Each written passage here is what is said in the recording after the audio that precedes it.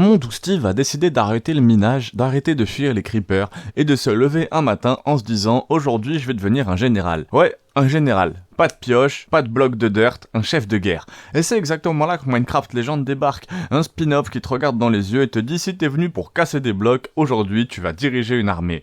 Et ce qui est fou, c'est que ça marche. Enfin presque. Le gameplay, c'est que c'est futur général. Ou futur clown.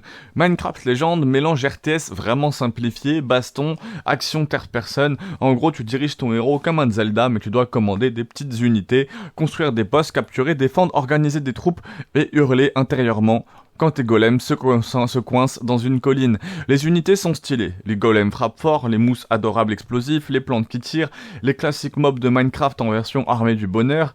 C'est du Pikmin version Mojang. Mais profond et beaucoup plus accessible. Pas de micromanagement à la StarCraft, mais soyons honnêtes. Diriger une petite armée de creepers contre un bastion pingling, c'est incroyablement satisfaisant. Les pinglins, c'est enfin un vrai ennemi. Là où le jeu cartonne, c'est dans cette mise en scène. Les pinglins t'attaquent, étendent leur base, corrompent leur monde, on a enfin une vraie menace. Pas une araignée niveau 1 qui te saute dessus en miaulant. Chaque base est pensée comme un pulse. À bord, attaquer le portail, ensuite détruire le portail, bloquer les spawners, pousser les golems comme un coach sportif énervé. Visuellement, effectivement, je dois reconnaître que ça déboîte. Le style cubique avec les effets de lave, les explosions, les catapultes porcines, c'est vraiment Minecraft sous stéroïdes. Très libre, moins libre, mais plus stratégique. Tu construis tes tours, tes murs, tes unités, tu fabriques, tu structures des unités spéciales. Pas de grande liberté comme dans un Minecraft, mais une vraie logique stratégique. C'est pas du jeu genre je fais une maison moche, c'est plutôt je pose cette tour exactement ici, sinon je vais me faire ouvrir en deux. Ça t'oblige à réfléchir. Et tu sais quoi, ça change. Dans le bon sens.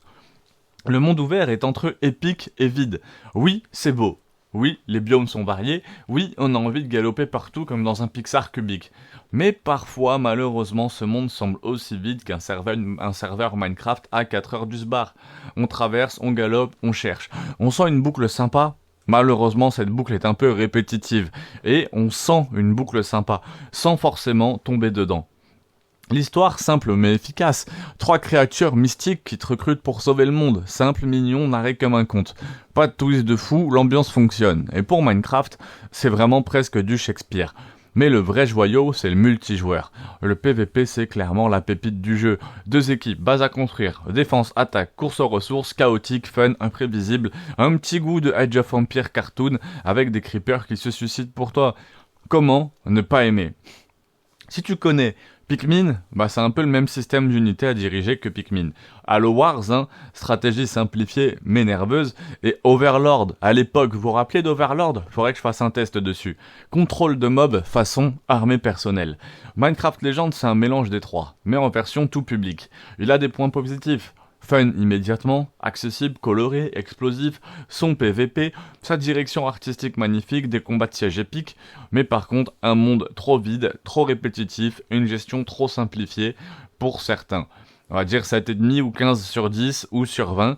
C'est un excellent spin-off. Si tu veux t'amuser, diriger des creepers de façon générale soviétique et vivre un Minecraft différent. Personnellement, je l'ai vraiment kiffé. J'ai joué une dizaine d'heures. J'ai trouvé ça très sympa.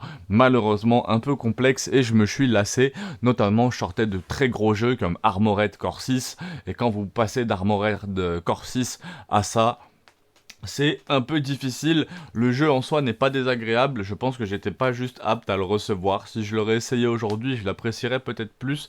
Faut avoir un petit peu de temps. Je pense que plus jeune, j'aurais adoré vraiment ce jeu ou en PVP, si j'avais quelqu'un contre qui jouer pour faire du 1 contre 1, j'aurais sûrement adoré ce jeu, mais voilà, je pense que c'était pas le moment que je le reçoive. En tout cas, ça reste un excellent jeu, en tout cas qui avait l'air excellent, qui n'a juste pas marché sur moi à ce moment-là, marchera peut-être à un autre moment. N'hésitez pas à laisser votre avis sur le jeu en commentaire. En faisant ce test, ça me donne envie de vous faire un test sur Overlord, étant donné que le test sur Pikmin est déjà disponible sur la chaîne. Force à tous, le prochain jeu que vous voulez voir en commentaire, et à très vite.